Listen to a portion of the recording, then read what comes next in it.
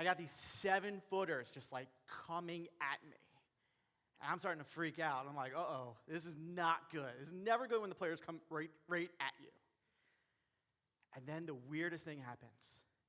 As you can see, one of the guys goes to the floor, and the ball shoots all the way to the side.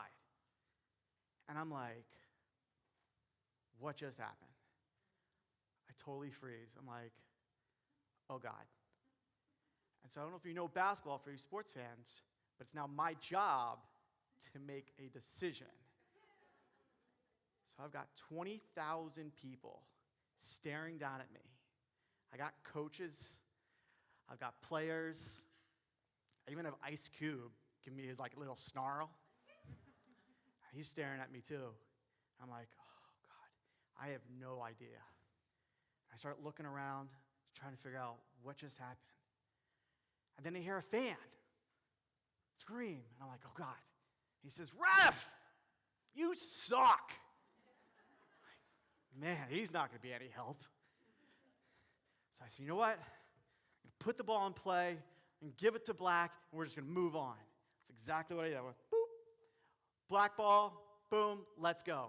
Put play, bounce the ball, and we went on. And the game just continued on. And like many of you, sometimes we make decisions that are right. Sometimes we make decisions that are wrong. But at some point, I have to be able to make a decision.